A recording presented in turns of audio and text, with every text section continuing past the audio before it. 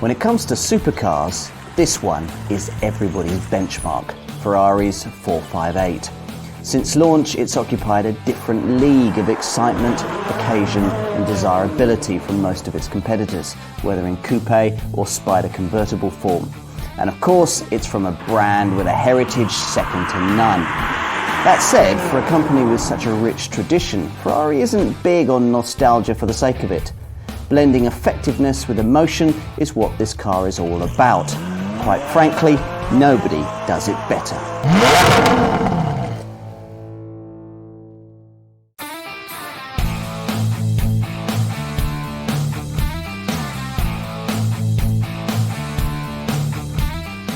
Think of a Ferrari engine and you tend to think of a screaming V12, forgetting perhaps that most of Maranello's output over the years has been V8 powered, in racing as well as in production terms. It was, after all, a V8 that took John Surtees to the 1964 Formula One World Championship.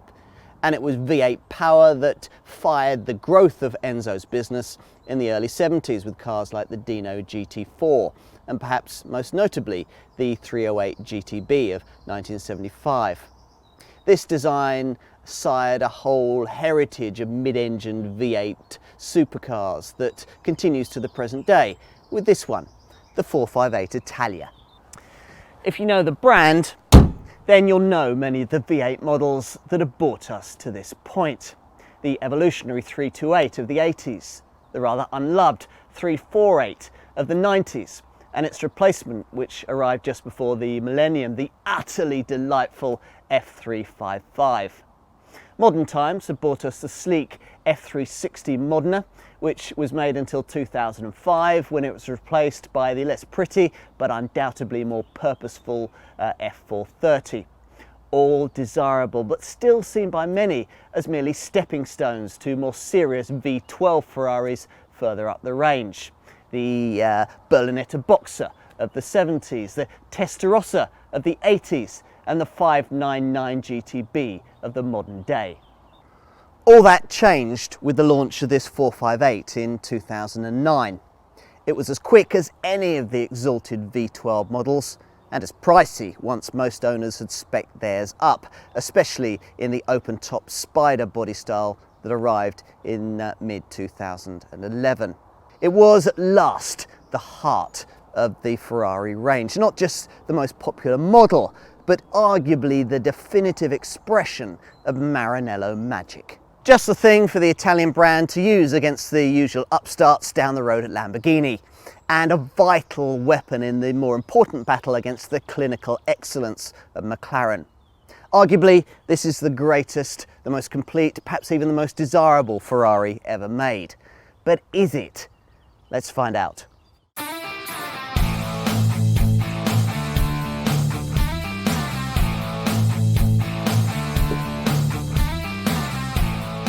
Welcome to the definitive Ferrari experience.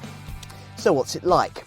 Well, you turn the key and then thumb this big red button on the steering wheel. Now you expect the big flare of revs that you get in a Lamborghini Gallardo or even a Mercedes SLS. What you get instead is simply a clearing of the throat as the big 4.5 litre V8 settles down into a crisp idle. But of course what you're listening to is merely a prelude to the main event. Just a couple of flexes of your right foot is enough to deliver a roar, loud enough for your neighbours to be reporting you to the environmental health. Enough also to remind you that the throttle has reflexes sharp enough to rival Ali at his punchiest. At first it's a slight disappointment to find the classic chromed Ferrari manual gearshift gate missing. This car isn't even offered with a manual gearbox option, and very few future Maranello models will be. So what we have instead is a dual clutch semi-automatic affair that is one of those really clever systems able to select the next gear before you've even left the last one. Click it into the first of its 7 speeds and roll away, and the first thing you notice is that the steering is pretty much as hypersensitive as the accelerator as the throttle pedal. Now, with just 2 turns lock to lock, this car has a really pointy front end. And normally that'd make it feel really nervous. But somehow that's not true of this 458. Yes, it still feels like it's drinking Red Bull rather than 98 Ron, but the suspension's so well planted that this car can get away with that fast rack. And another advantage of that really quick steering is that most corners require little more than just a flick of the wrists, keeping you in touch with the gear change paddles and all the steering wheel controls. And of course that'd never work if you were constantly applying great armfuls of lock. This Getrag twin clutch 7-speed semi-automatic F1 gearbox is something very special. Throw a few gears at it and it just keeps pace with virtually no interruption in the flow of power. Gear changes themselves take just 50 milliseconds and the accompanying soundtrack is straight from supercar central casting. Okay, so there's the nagging doubt that the sound has been heavily massaged to come across like this, but who cares? It'll have you searching maps for the nearest tunnel and making a thorough nuisance of yourself. Only the central exhaust outlet is open at half throttle, but push your right foot down a little harder and the outer 2 outlets also spring to life. Like most modern Ferraris, you can change the car's dynamics via this little rotary controller on the steering wheel. It's called the Maranello. And via this you can alter the electronics that govern the chassis, the engine and the transmission by tweaking the traction control, the stability control, the settings of the electronic diff and even the ABS brakes. There's a choice of wet, sport, race or CT off settings. CT off means traction control disabled. Then for the brave, the foolhardy or the merely very skillful, there's the ultimate you're on your own ESC off, which sees you with the traction control and the stability control disabled. Whereas before, in models like the old F430, the suspension would revert to a firm damping setting if the driver wanted a fast gear change. Here it's possible to select the most aggressive engine configuration with a setting that's compliant enough for a really bumpy road. You just press the button on the steering wheel with this damper graphic and the suspension will revert to its softest setting while keeping your really sharp gear changes.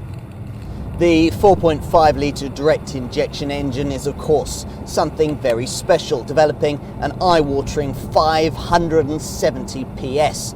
So you might expect it to be rather highly strung, but in fact it'll lug from around 1500 RPM without any problem at all. Around 80% of the torque is developed from just 3,250 RPM, reassuring the driver that the remaining 5,750 RPM to the 9,000 RPM red line offers plenty of space to play. The steering wheel rim can be specified like this one here, with built-in shift lights at the top of the rim to advise you when you're approaching the red line. It all adds to the drama when you're going really quickly, as if any more were required. But is it properly quick? Well, of course you knew it would be. Rest to 60 takes just 3.4 seconds and you'll flash past 100 miles an hour in around 7 seconds. 0 to 124 miles an hour occupies only 10.4 seconds and the maximum speed is 202 miles an hour. But those are just stats and little prepare you for the reality of just how exciting that will all feel. So many cars today are hugely capable, but reduce the whole business of going fast to something that's totally anodyne. And the genius of the 458 is that it's completely the opposite. It always feels alive and you don't need to be going around corners all bent out of shape for it to offer a real experience. Get it onto a track, loosen off the shackles of the electronic control systems a bit and you'll have a real hoot, but just be aware of your own limitations. The unforgiving tyres, the square footprint, the mid-engine configuration and the lightning quick steering mean that if you do bring the back end into play, you'll need to be very handy indeed if you're not to end up facing the wrong way. Like the old F430, this 458 has a launch control system. The twin clutch gearbox can handle full bore starts a bit better than the old F1 transmission, but it still feels incredibly violent. On a circuit, you'll appreciate the huge carbon ceramic brakes, as they offer fade-free reassurance long after a set of conventional steel discs would have had your brake pedal disappearing into the carpet. On the road, if I'm honest, I think they're a bit overspecified for the task, but they enable you to modulate the braking very effectively when you're charging into a corner. Certainly a lot better than the discs that you get on a Gallardo. For all Lamborghini's specialisation with carbon, they've never quite managed to get brakes right. Those in this 458 will hang you from your belts in a punchy stop, and they never feel squirrely when you're braking down into a corner. In fact, the way that all the electronic systems in this car talk to each other is really good. Porsche used to be held up as a master of this kind of dynamic behaviour, but I think Ferrari are now matching them. The ride, as I've said, is adjustable, but even in its most accommodating bumpy road setting, it's firmish, though hardly what you'd call choppy. Road and wind noise are also well contained, but this isn't a car for bumbling about in. It wants to be pushed, and when it is, it's enormously reassuring in the amount of grip you get from the front end. The steering feel contributes to this, and Ferrari reckons that they've been able to achieve it by small but significant changes in the rear multi-link suspension, mainly to the camber angles and the wheel centre movement, that have enabled them to increase roll stiffness and fit this faster, more precise steering rack. It certainly never feels like it's going to flop into roll oversteer, and the centre of gravity also feels agreeably low, something that hasn't always been the case with classic mid-engine Ferraris. This 458 Italia has been developed from fundamentally correct first principles. In other words, believe the hype.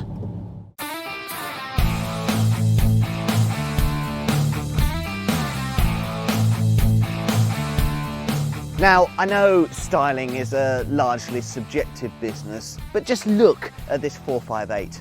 If you think this car is anything but stunning, then it might be time to get yourself to the opticians.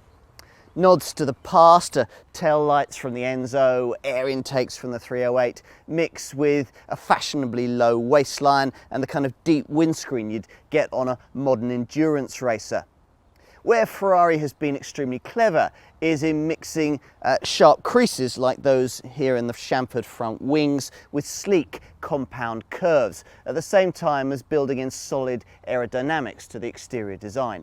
It's actually the sleekest Ferrari ever, thanks to lovely details like these air elastic winglets that bend at speed to direct air underneath the car, or engine bay cooling vents that use air in the wheel arches to increase cooling and further aid downforce levels that at top speed equate to nearly a third of the weight of this 458.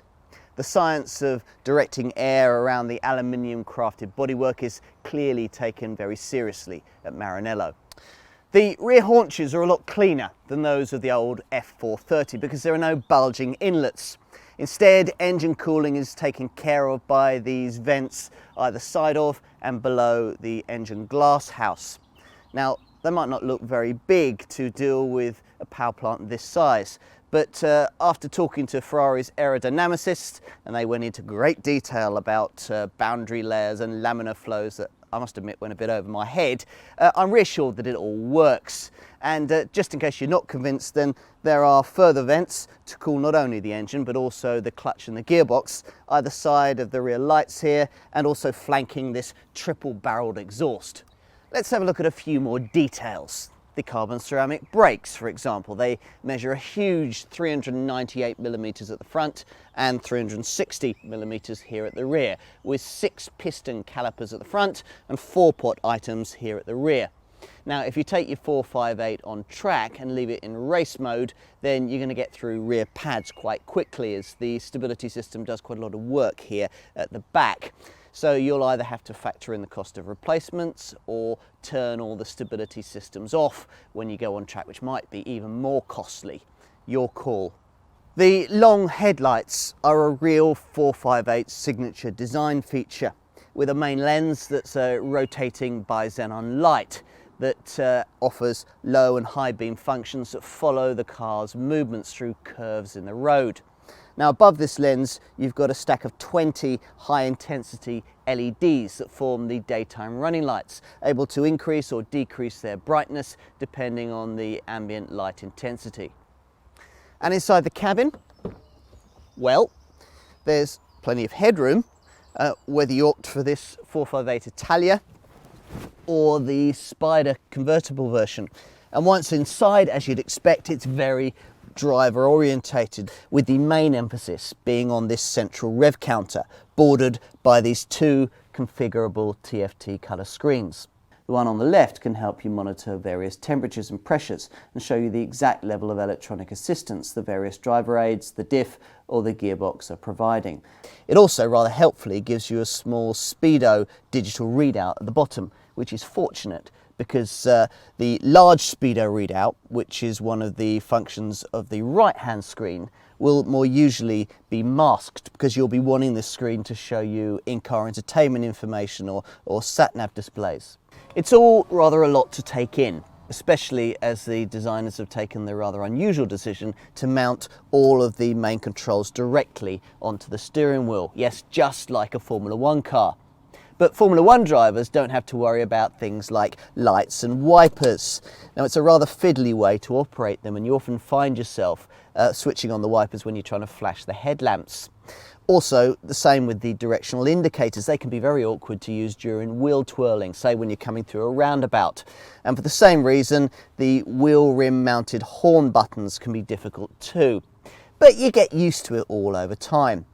Now, a guy called Frank Stevenson was the man most responsible for signing off this Formula One steering wheel design, but he was then poached by McLaren to try and whip the MP412C into shape. And that car emerged from the design studio with a steering wheel featuring precisely no extraneous controls on it.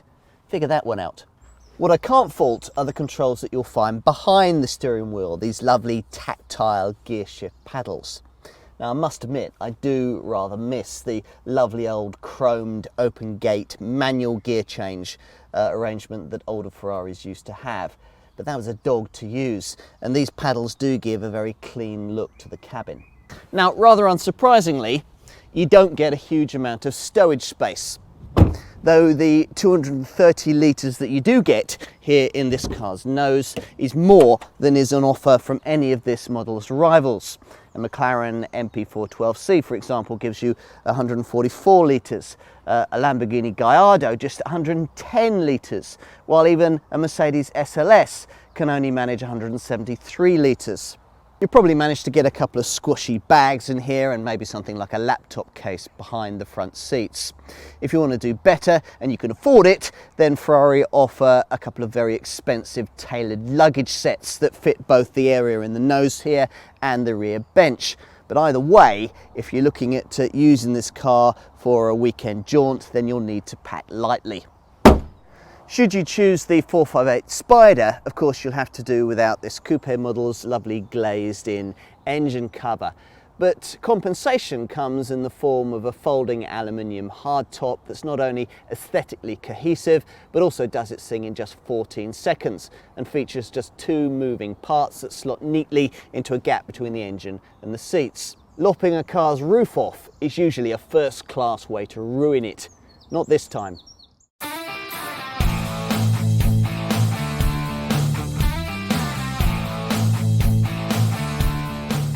You knew, of course, that Ferrari 458 ownership would hardly be inexpensive. And if you're realistic, you'll also know that the starting price will probably only be a beginning point through which you progress through some well-chosen options to a final invoice cost that'll probably be up around the £200,000 mark, almost the exact amount necessary to buy into the open-top Spider version of this car. Time to put those figures into some kind of perspective. In this sector, as in Formula One motor racing, Ferrari's two most direct rivals are arguably McLaren and Mercedes. If you're looking for a 458 Italia, then opting for something similarly powerful from both these marques, say a McLaren MP412C or a Mercedes SLS AMG, would save you in each case about £10,000, and both cars have their attractions. But neither has this Maranello model's legendary heritage, of course. If you're attracted by the extra traction of four-wheel drive, then Lamborghini's Gallardo LP560-4 at a £16,000 saving might be tempting. And if you're into Bond 007 style dynamics, then a similar outlay to that required for this 458 would put you in an Aston Martin DBS. And of course, I should point out that you don't actually have to spend anywhere between £180,000 and £200,000 to go this fast in a supercar. You could save between £50,000 and £70,000 by opting for, say, an Audi R8 V10 or a Porsche 911 Turbo S. Few, though, will see this 458 as representing poor value for money. It's the best car in its class, and that carries an inevitable and justifiable price premium. You'll happily sign the order for this 458, then spend hours pleasurably trawling through the eye-wateringly expensive features on the options list. Let's take this particular car as an example, typical of what most owners want, with around £26,000 worth of extra cost features. And if that seems a bit extreme, then let me show you how it all adds up. Let's start with the things that the sky-high asking price really should include as standard. A car this expensive really has no business rolling out of the factory gates without things like satellite navigation, an extra £2,200, rear parking sensors, an extra £1,500, or even an iPod socket, an extra £600. Next come the things that you really ought to have on a car this pricey, and amongst these I'd include the satellite anti-theft system, well worth having for an extra £1,000, the anti-stone chip protective film that protects the paintwork, that's an extra £2,000, and a rear parking camera to compensate for the truly awful rearward visibility, that's an extra £2,200. From then on, it's just a case of including the things that you'd want to make the ownership experience really special, like these Scuderia shields on the fenders, an extra £1,000, or these lovely painted 20-inch alloys, an extra £3,600, with their Giallo Modena yellow painted brake calipers, they're an extra £900. Also nice to have are these beautiful carbon fibre trimmed door kick plates, an extra £1,000. Although I could probably do without tyre pressure monitoring for an extra £1,000, I'd be hard pressed to resist the steering wheel rim LED lights that light up at high revs for a cool £3,000 extra. Nice too to have these leather trimmed carbon fibre fabricated racing seats at £5,000 extra, with personalised seat piping around £600 extra, and seat stitching around £300 extra. Now, to this little lot, the only two things I would have been further tempted to add would have been the premium hi-fi system for around £3,500 more, and the personalised luggage set for the rear bench and for the boot at a cool £7,000 extra. Such is the cost of exclusivity.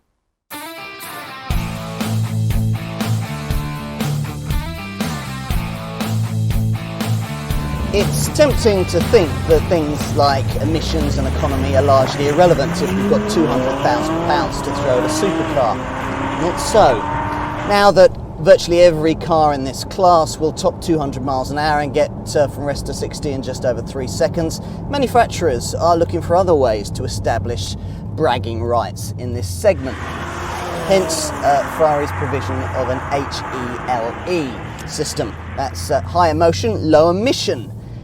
It's essentially a start-stop setup that cuts the engine when you don't need it, when you're stuck in urban traffic or when you're halting at the lights. In an age when the cheaper Super Mini very often includes this as standard, it's a bit disappointing to find that Maranello will charge you an extra £900 for it. but for those owners that do tick the box, there are marginal improvements in both fuel economy and emissions. The standard 458 Italia manages 20.6 miles to the gallon on the combined cycle and puts out 275 grams per kilometre of CO2, while the Spider convertible version manages 23.9 miles to the gallon on the combined cycle and 307 grams per kilometre of CO2. Now, if you think that sounds like a recipe for some pretty high running costs, then spare a thought for the poor Italians, who are currently being crippled by a huge super bollo motoring tax that imposes a tax fine of 20 euros a year per kilowatt of power that any driver's car generates over a tax-free limit of 185 kilowatts. So this 458 Italia, it develops a total of 419 kilowatts. That's 234 kilowatts over the limit. 234 times 20 euros equals a fine of 4,680 euros, about 3,760 pounds. And that's on top of the normal bollo motoring tax that Italy levies on all its drivers of around 1,300 euros a year. Ouch!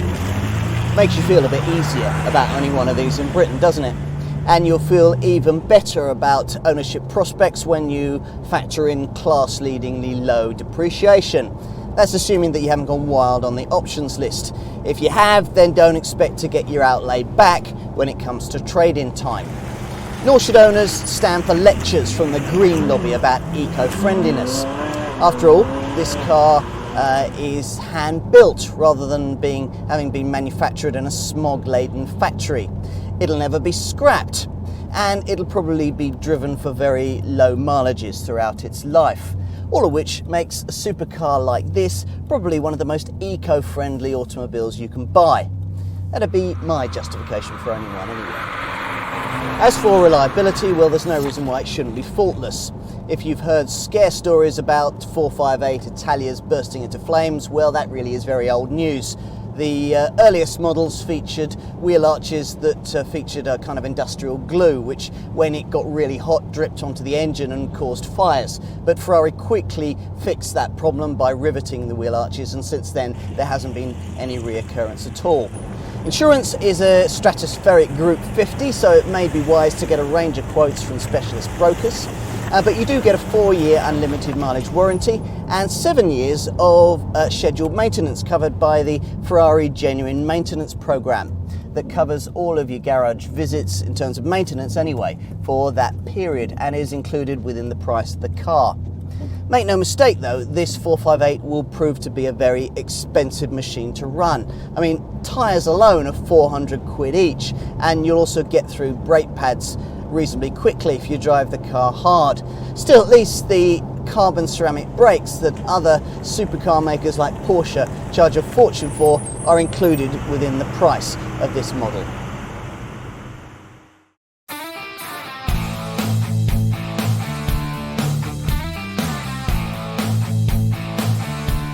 Rumour has it that when McLaren was developing its MP412C supercar, the engineers had a couple of Ferrari F430s in as benchmark comparison models. The British design team stripped these down, rebuilt them and made sure that their car would be able to knock Ferrari's finest into the middle of next week. There was only one problem. They used the wrong benchmark. Nobody, you see, at Woking, nobody in the supercar industry was quite prepared for what a massive step forward the F430's replacement, this car, the 458 Italia, would prove to be. Apparently, it all went a little quiet at McLaren the first time they got a car in for appraisal. The supercar game, they discovered, was tougher than it at first seemed.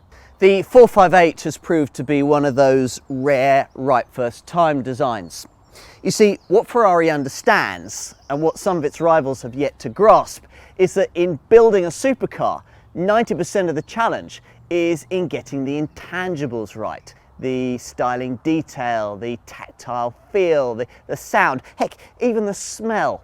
With this car, all of those details are exactly as they should be, which is why this model has so established itself as a benchmark in the supercar sector.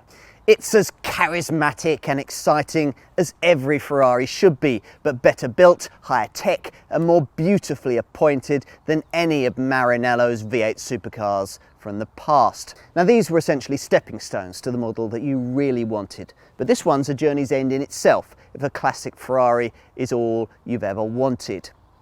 More extreme models have certainly rolled from the moderner factory gates, but few have been faster than this one, and none have been more easy to drive or more daily usable. It's this blending of practicality with such pure operatic drama that makes the 458 what it is. Drive this, and in comparison, a McLaren MP4 feels like a domestic appliance, a Porsche 911 hopelessly outgunned, and a Lamborghini Gallardo positively ancient. In truth, nothing else really comes close, because in truth, nothing else is ever really quite like a Ferrari.